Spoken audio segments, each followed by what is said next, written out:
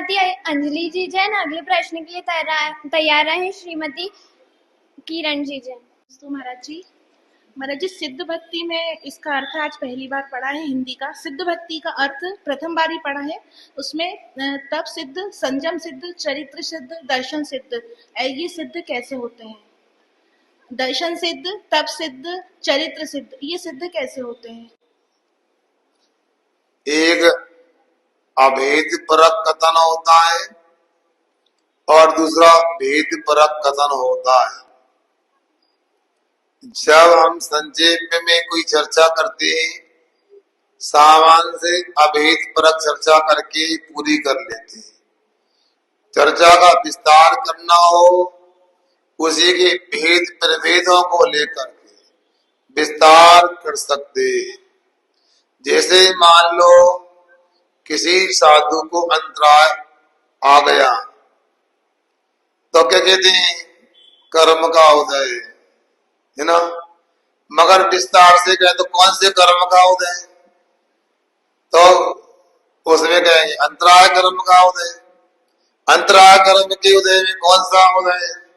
लाभ अंतराय का उदय। इस प्रकार से विस्तार करते जाओ। उसी प्रकार से वह विवक्षा को लेकर के कथन होता है। संक्षेप में करते हैं और विस्तार से करते हैं, ठीक है ना। इसलिए क्या पूछा आपने? भक्ति, तो सिद्ध भक्ति के बारे में बात आई थी। तो ये सिद्ध भक्ति तो रमो सिद्धाणाम कह दिया, अनंतानंद सिद्धों को नमस्कार हो गए, भक्ति हो गई। मगर अलग अलग करके जिनकी तब करने की मुख्यता है वो तब सिद्धि के लायक। बाहुबली भगवान थे, एक वर्ष तक खड़े रहे कायो स्वर्ग से। नए सिद्धि किसी को द्रव्यार्थिक नए का अवलंबन लेकर के ध्यान की प्राप्ति हुई, किसी ने अध्यात्म का अवलंबन लिया, तो किसी ने पर्याय के सिद्धांत के पीछे समझा। इस प्रकार किसी को दर्शन की मुक्ता है, किसी को ज्ञान की मुक्ता है। कोई मुनि महाराज 2 ज्ञान से सिद्ध होते, किसी को 4 ज्ञान होते। इस प्रकार से उन सिद्धों को अलग अलग करके अपने उपयोग को लगाने के लिए एक भेद परक कथन किया है। ये सिद्ध भक्ति में श्लोक आता है, तब सिद्धेण सिद्धे संयम सिद्धे चर से देया प्राणम निदर्शन में सिद्धि सिरसारो सामी। एक भगवान की भक्ति करने का तरीका है। आप प्रतिदिन पूजन करती हो और कभी विधान करती हो। 24 पूजन भी और 24 विधान भी, अंतर है कि नहीं? अपने तरीके से भाई भगवान की भक्ति की जाती। सिद्ध चक्र मंडल विधान है, कितने अर्घ्य हो उसमें? 2048, जितने एक दिन में उतने 7 दिन में। तो 248 गुणों से भगवान को याद किया है और 2048 गुणों से याद किया, 8 दिन लग गए। और रमो सिद्धनाम किया तो 1 सेकंड में काम हो गया। तो भेद अभेद की अपेक्षा से ऐसे कथन होते हैं। महाराज श्री, मेरा प्रश्न यह है कि जब हम आचार्य श्री की पूजन करते हैं तब उनकी स्थापना तो करते हैं, पर विसर्जन क्यों नहीं करते? देखो ऐसा है,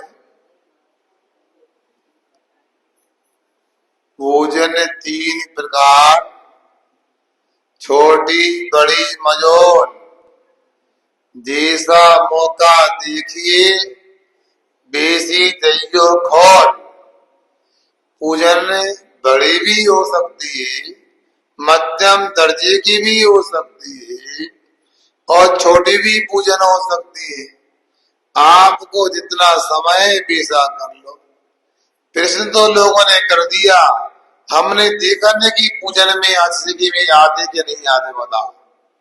पहले जैसी पूजन हो रही है उस पूजन में समय से आओ कराओ, और मना करने की अच्छे से विनय पाठ से प्रारंभ करो। विनय पाठ पूजन प्रतिज्ञा है, से स्वस्ति मंगल है, महर्षि पाठ है।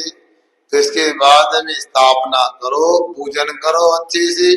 सोने की थाली लेके आओ, रत्नों की चम्मच लेके आओ, कलसी लेके आओ, अच्छी द्रव लेके आओ, मेघे मेघे सूप है, उसमें सूखे मेवे मिलाओ, अच्छी पूजन करो, फिर माँ आगे पढ़ो, शांति पाठ करो, विसर्जन करो।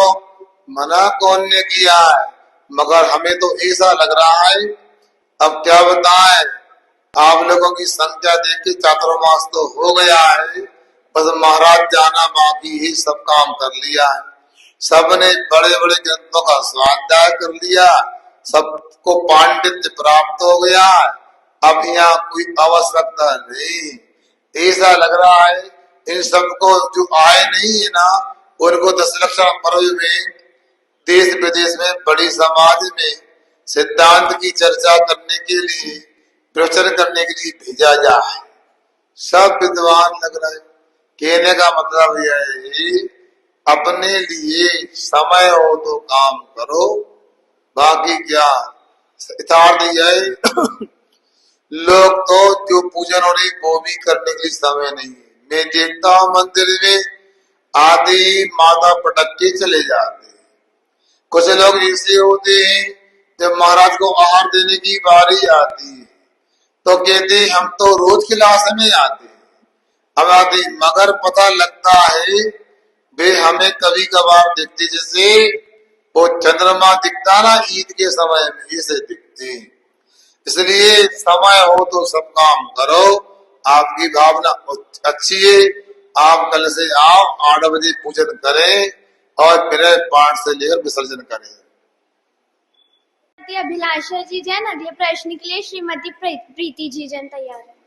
त्रिवार नमोस्तु नमोस्तु नमोस्तु। पूज्य श्री, मेरा प्रश्न है कि विश्वास और अंधविश्वास में क्या अंतर है?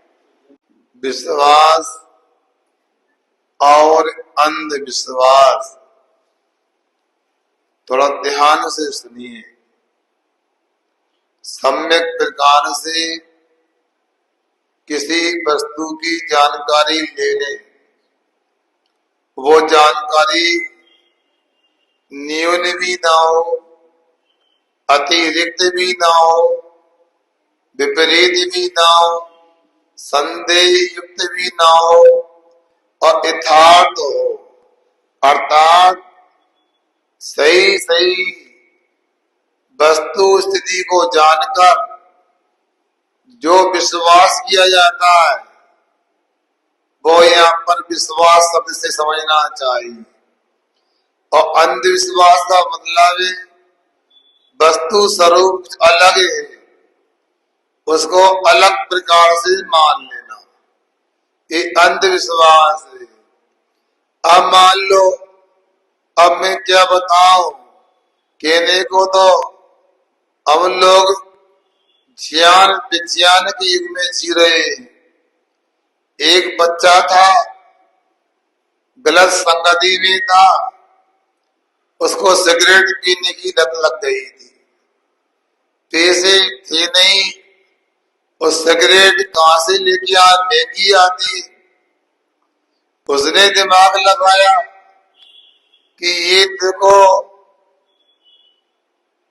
ये हाईवे मार्ग है और बहुत से वाहन निकलते, एक चबूतरा बनाया पत्थर का और एक पत्थर को पोत के रख दिया किसी रंग से और लिख दिया मनसा पूरण सिगरेट वाले बाबा।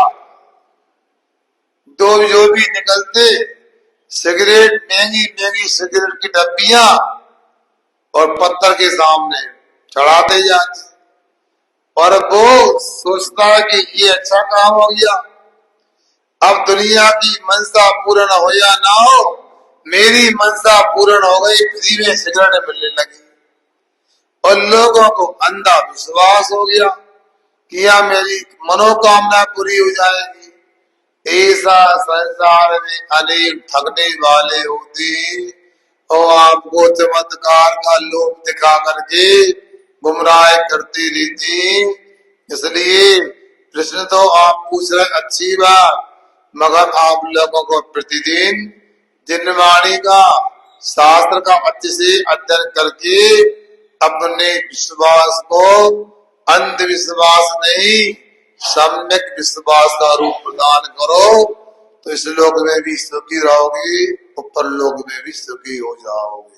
दोस्तों महाराज जी, मेरा प्रश्न यहाँ है, हम बच्चे लोग सुबह स्कूल की यूनिफॉर्म पहनकर तैयार होते हैं और उसी यूनिफॉर्म से हम मंदिर चले जाते हैं और द्रव्य की सामग्री वगैरह को छू देते हैं या फिर हम अर्घ्य वगैरह चढ़ा देते हैं, तो क्या उसमें हमें दोष लगता है क्या? स्कूल की यूनिफॉर्म पहनना है तो वो तो आप प्रतिदिन धोकर पहनते होंगे क्या?